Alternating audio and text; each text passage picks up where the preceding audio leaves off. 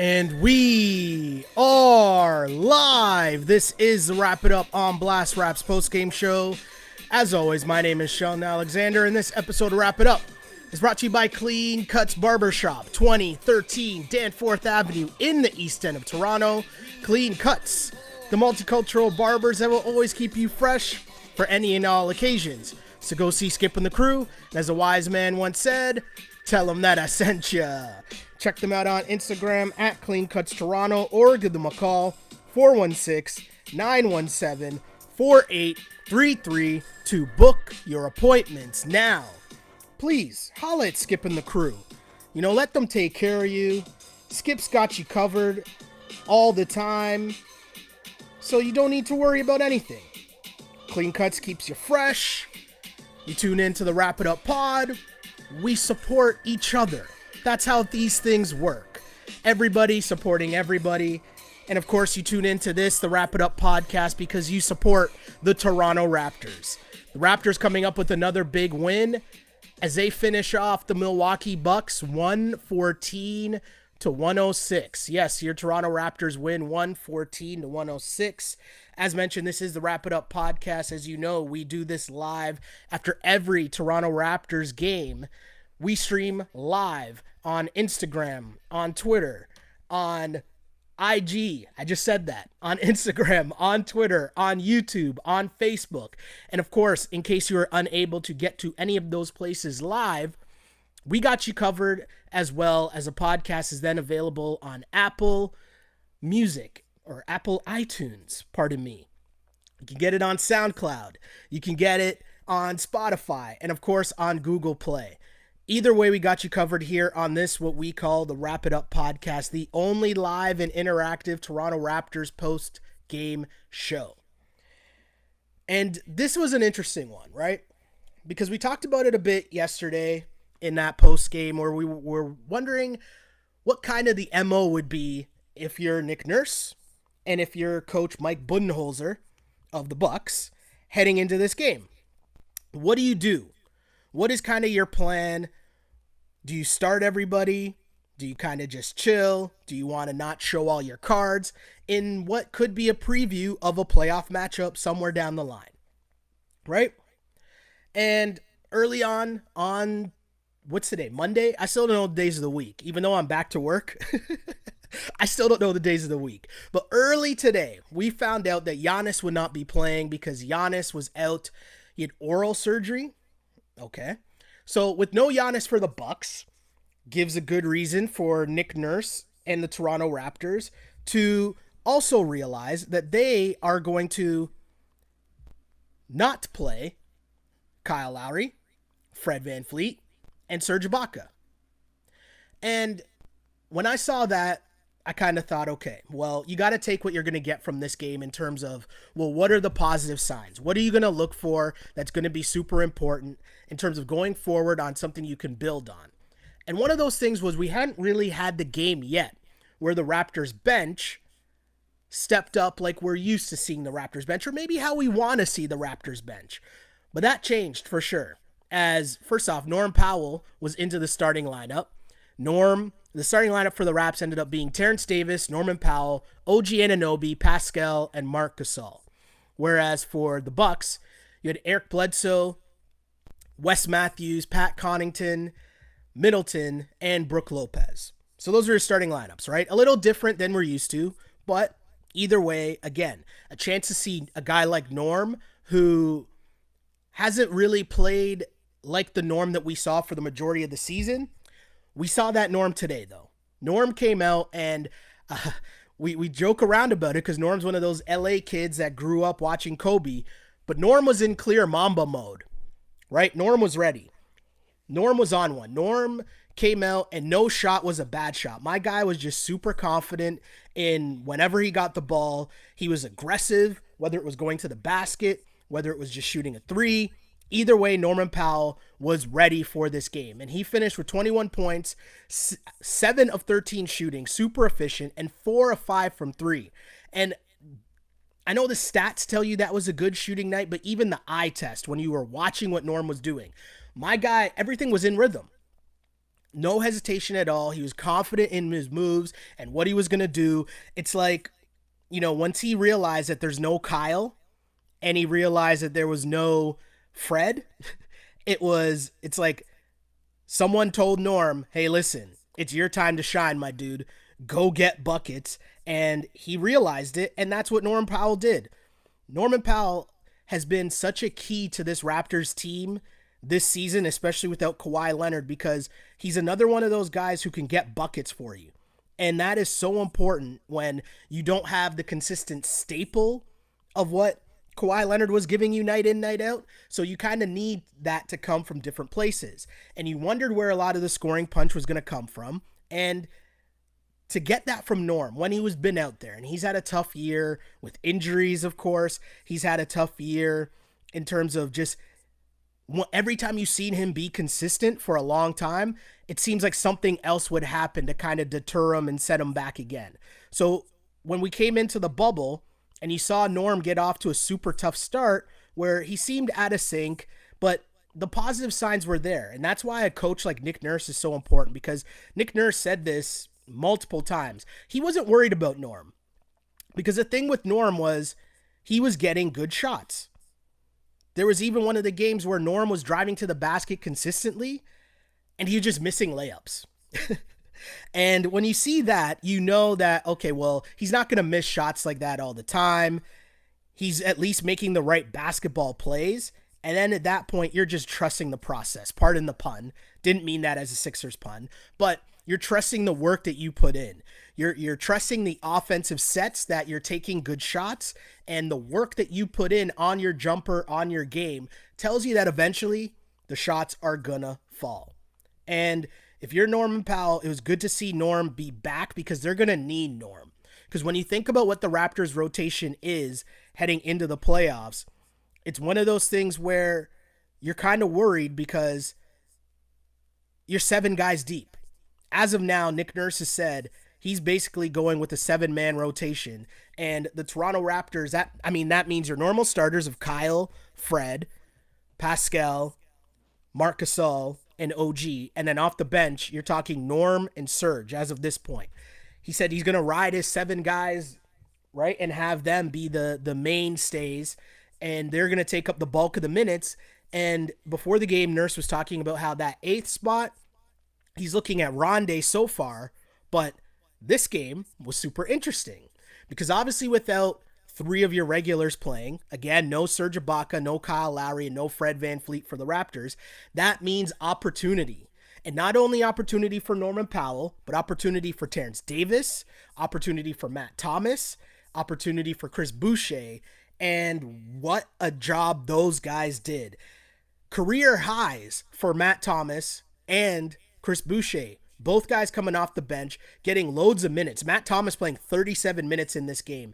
And that's really a good look for Matt Thomas because, it's tough for him to get minutes. Just think of the Raptors rotation with Fred and Kyle and Norm.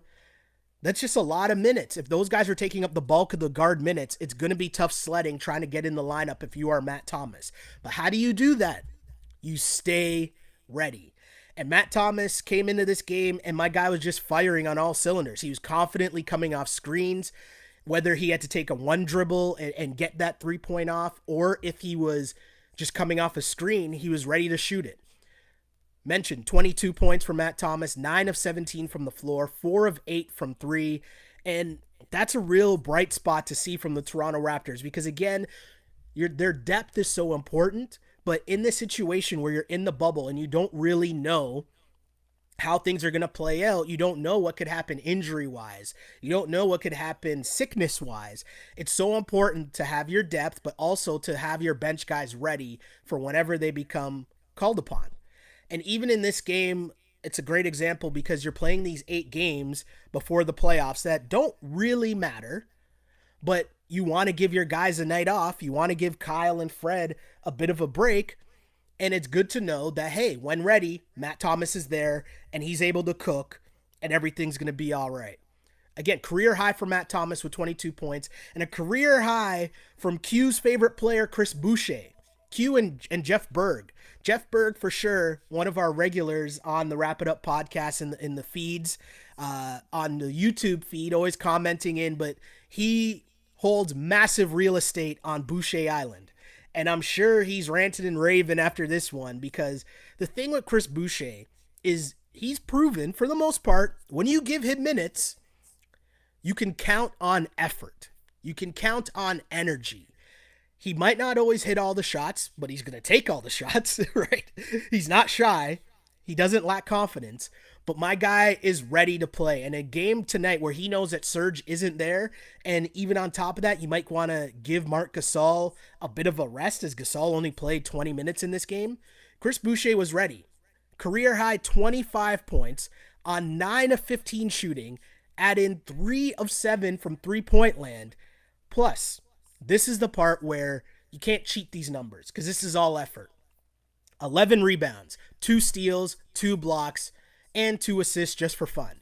But Chris Boucher showing again that he's ready for the most part when called upon. And Chris Boucher is probably a lot more important than people realize, because you don't know who the matchups are going to be. But if you end up playing, let's say, the Sixers, and Marc Gasol gets in foul trouble, right? Obviously, if an injury happens to Marc or Serge, then you're really going to need Chris Boucher to take up some minutes. But even if foul trouble happens in a game where you're playing against Embiid, who, looking at how Philly's team is set up now, it's going to be all Embiid all the time. So you might need those fouls from Chris Boucher. Add in the fact that you could be in a situation where you look forward to a matchup with the same Milwaukee Bucks. What was such a key, important part of stopping the Bucks last year? Well, it was Marc Gasol building the wall and doing his part in slowing down Giannis. It was a team defense, but it was anchored by your center, your big man in the middle.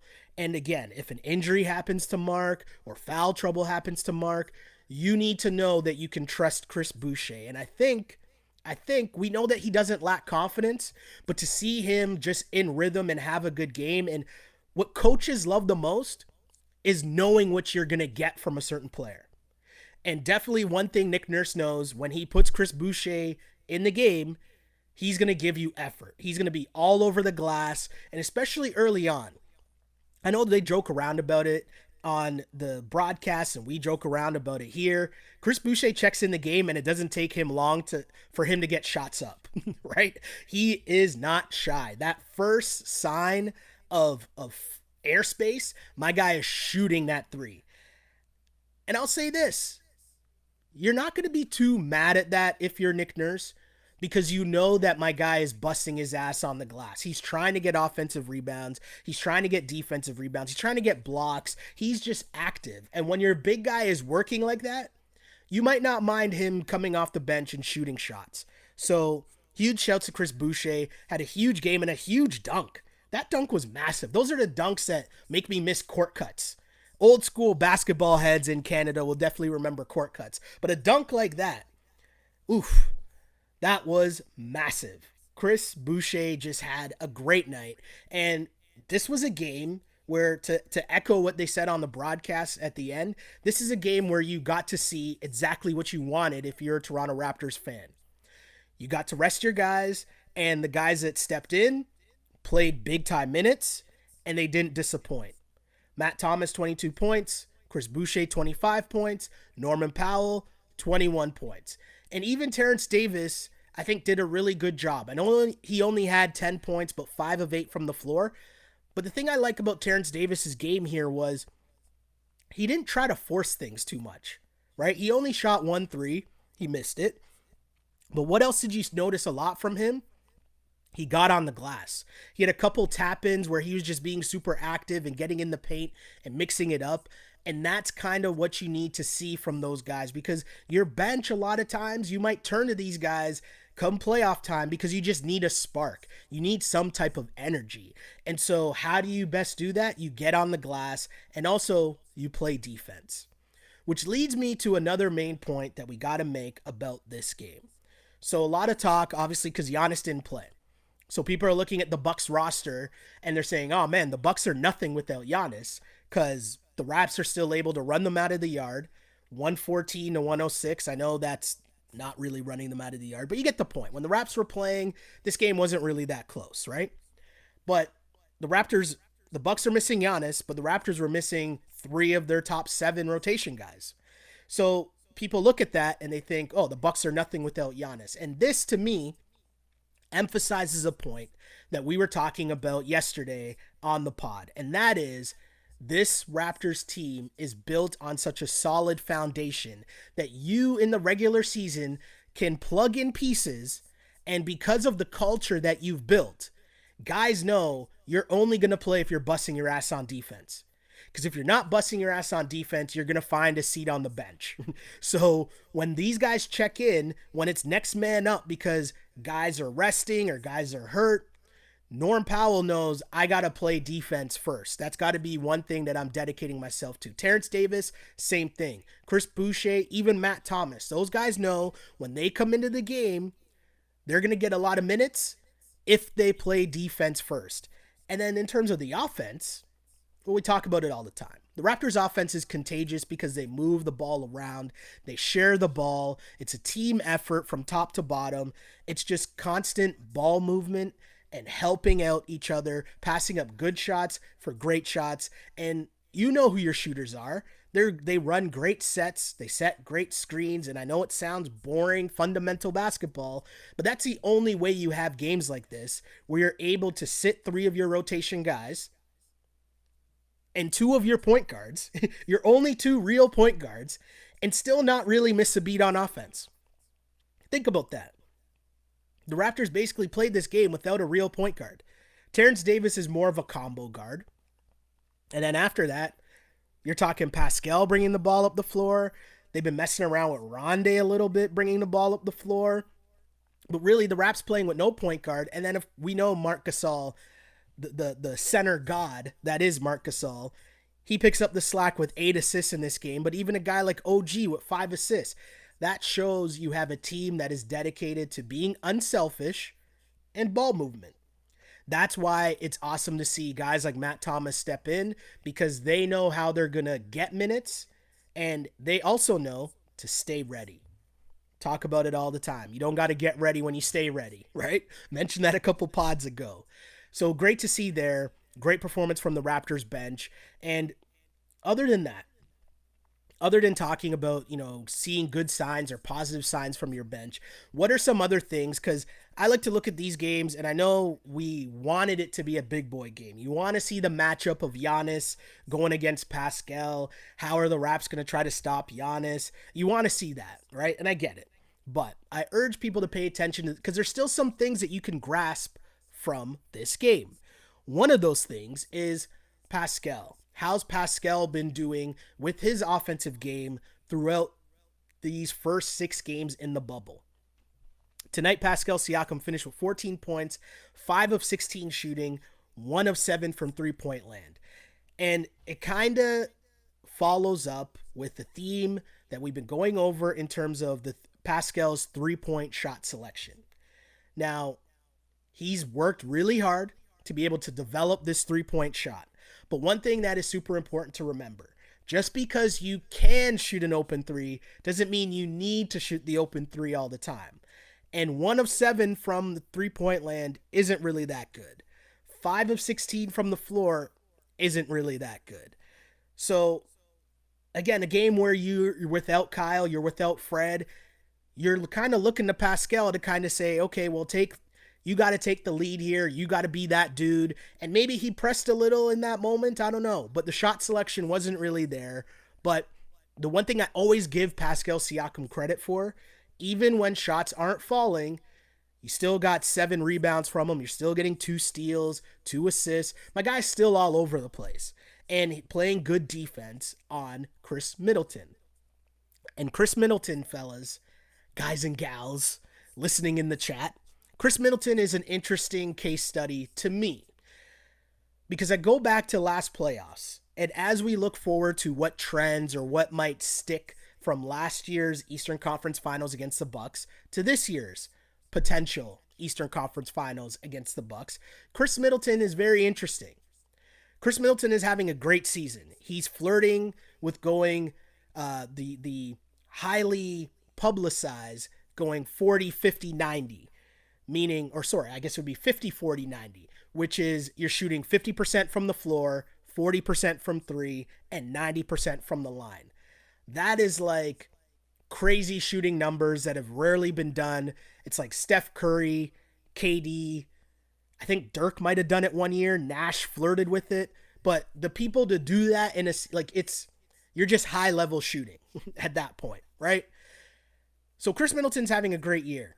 If you go back to last year's playoffs against the Raptors, one of the key parts of their defensive shutdown of the Bucks was that Kawhi had Chris Middleton on manners. Wrap It Up fans will remember one of the things we talked about during that whole playoff run was to pay attention to how Middleton was saying nothing when Kawhi had him on the clamps. He was only getting points when Kawhi wasn't on him, when Kawhi was on the bench, when Kawhi was all over the place. Other than that, Middleton was on manners last year in the playoffs.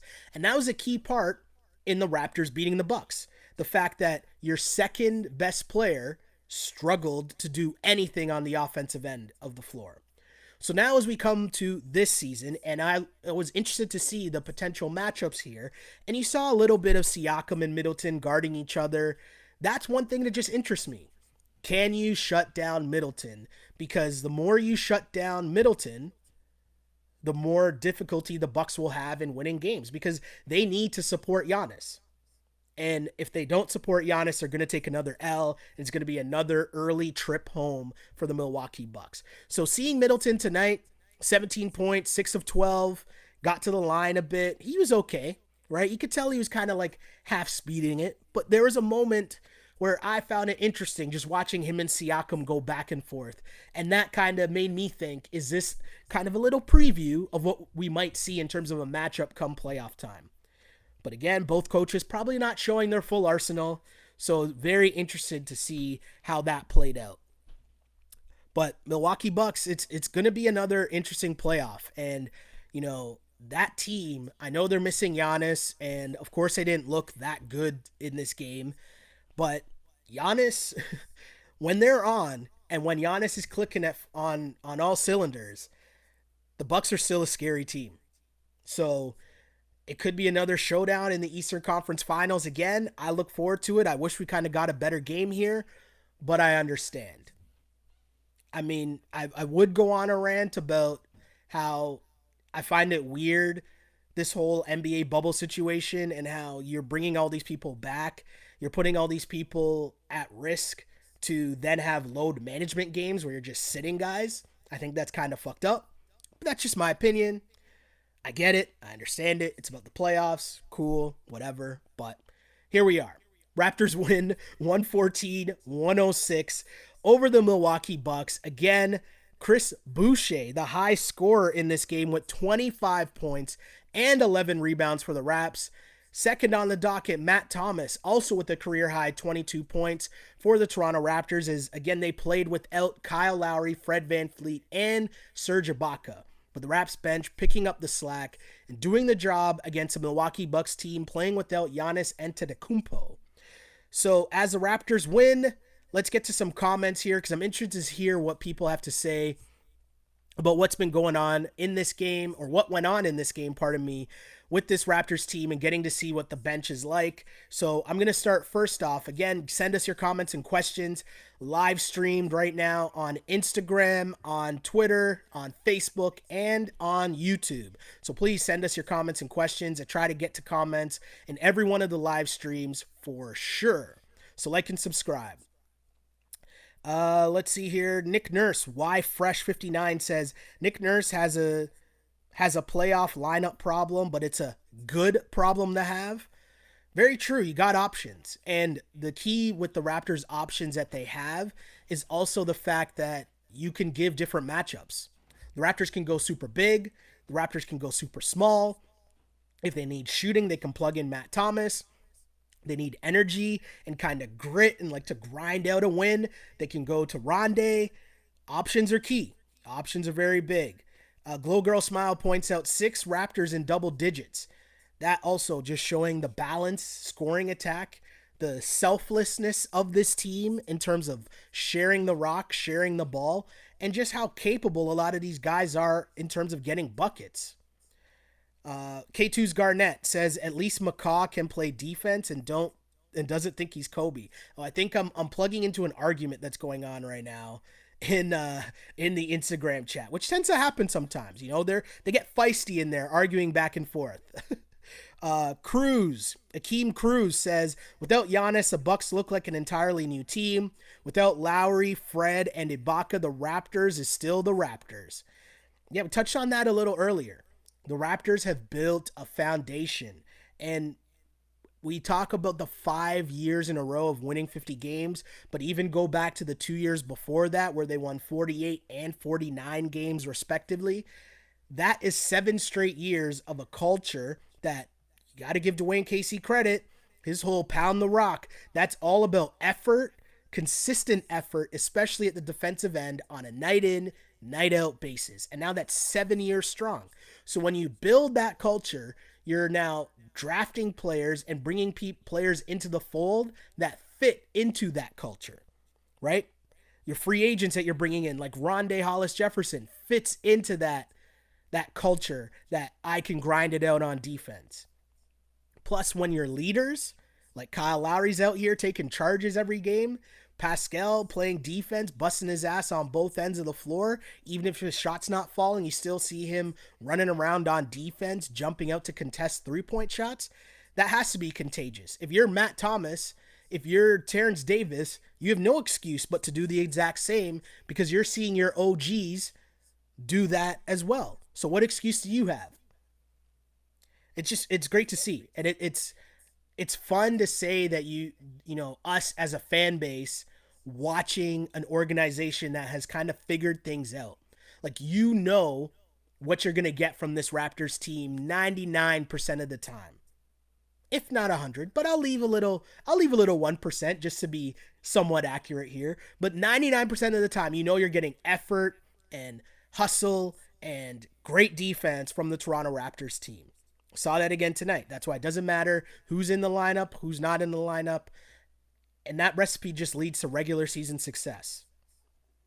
Dios Mom says Boucher has a highlight dunk and Shaw asking who was that. That's funny. Yeah, I guess this game was also on ESPN in the States, right? So if they don't know Chris Boucher now, they know Chris Boucher for sure. Fly Miss says, I always wondered why Rondé was bringing the ball up when Freddie and Lowry were on the floor, but now I see why. Yeah, I guess it's just someone they trust, and essentially he gets the ball started. There's a set play they run where it's like a pin down screen, and then they kind of give the ball to Rondé with a full head of steam going towards the basket. But either way, when you really think about it, especially in this modern NBA, sometimes you have Gasol bringing it up. Sometimes you have Siakam bringing it up. It's crazy to see, but a good problem to have again for the Raptors. More comments though here as we keep scrolling on Instagram. Pastor Wesley says, who else gets blocks on the perimeter like Boucher? The great thing about Boucher is he's so active. You do see him all the time on defensive rotations. He'll get out and block 3-point shot attempts. And normally you'll hear coaches say, don't try to block 3-point shooters because it's rare that you're going to block a jump shooter shot. Not so much if you're Chris Boucher with those long ass arms and his effort to get out there to try to block those 3-point shots. It's actually really impressive. Great game by Chris Boucher. I know there's people who always want more minutes from Chris Boucher, but let's slow down. Let's keep him simmering in the lab, keep him cooking in the lab, and eventually he will get his time. You just want to keep him hungry. Let him stay hungry, let him stay ready, and hope that when the time does come, that my guy is there and he's ready to go. Dante is like 80s dance movies. Wow, sorry. Nurse's coaching is like 80s dance movies where he got the illest moves and the opposing team show up to the next jam in the next town and try to bust the same moves.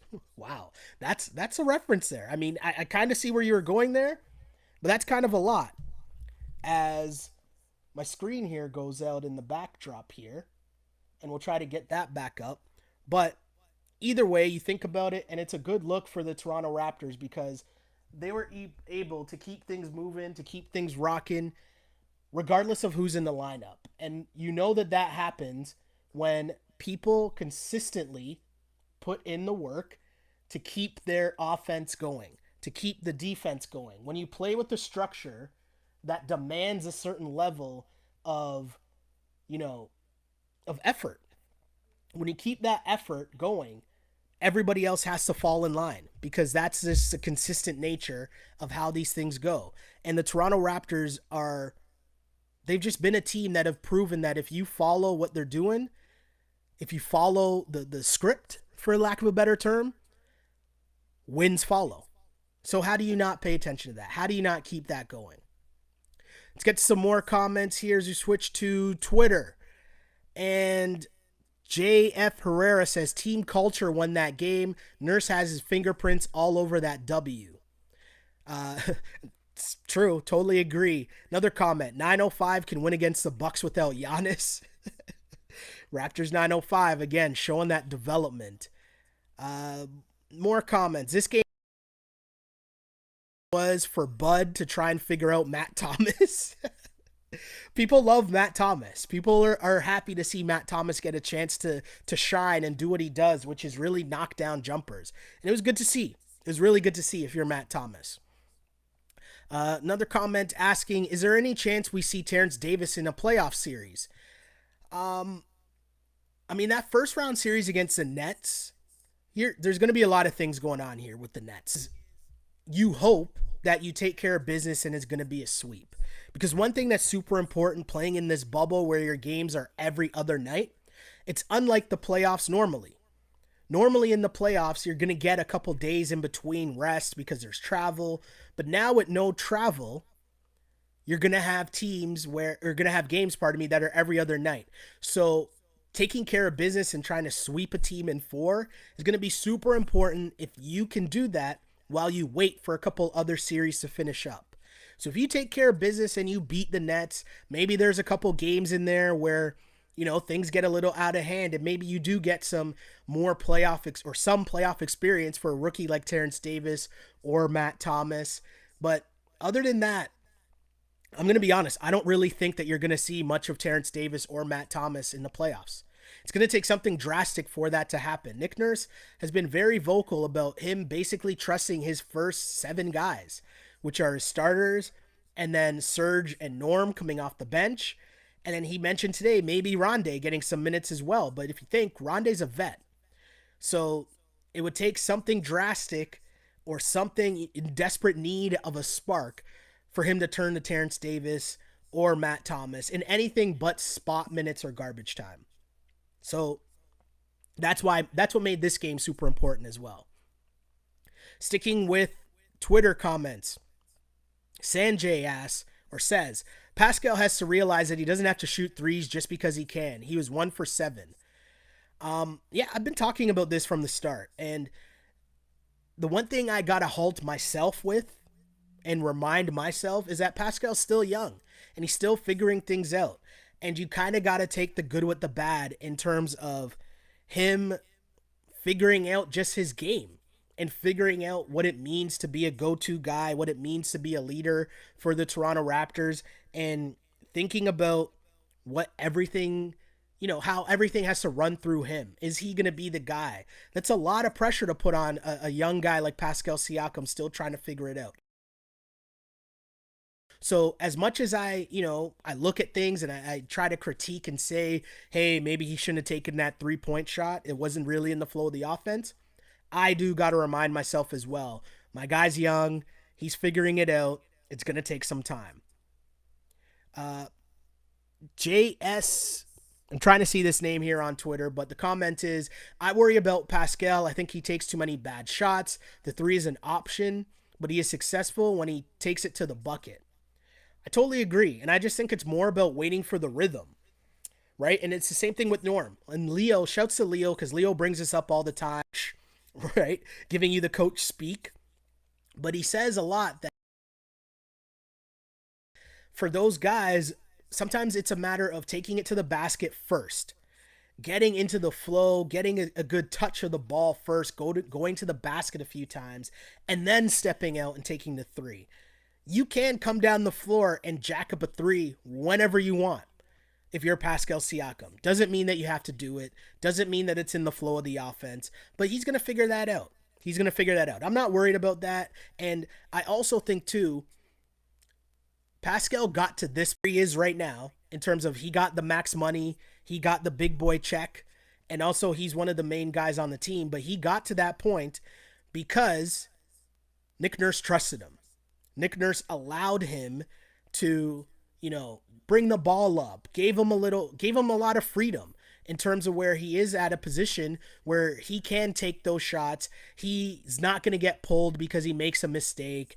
He's going to be a guy that the Raptors allow to make mistakes, and allowing him to make the mistakes has really helped his development. So as a young player, you got to take the good with the bad, and bad shot selection here and there, turnovers here and there.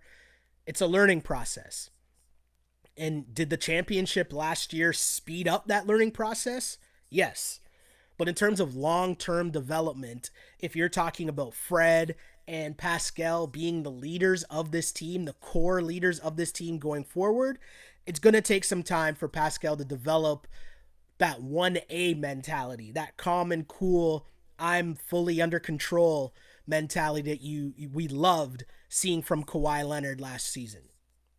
But either way, good game for the Toronto Raptors as they end up victorious against the Milwaukee Bucks. Again, no Giannis in this game, but also no Kyle, no Fred, no Serge.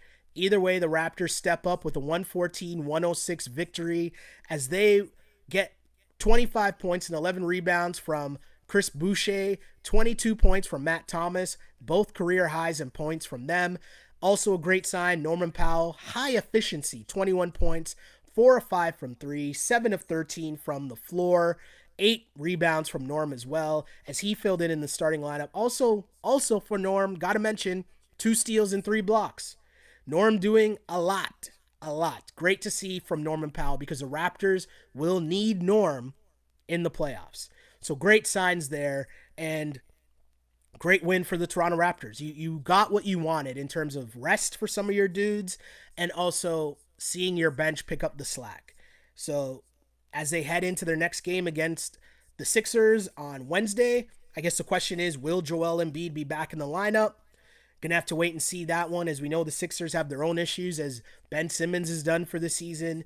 Embiid is gonna miss Tuesday night's game with an ankle injury, so not really sure if they're gonna bring him back to play on Wednesday against the Raptors. You might think, well, what's the point?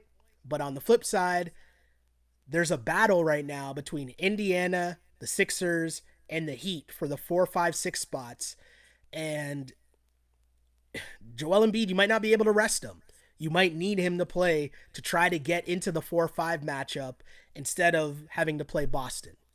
But we'll see. Either way, that's Philly problems.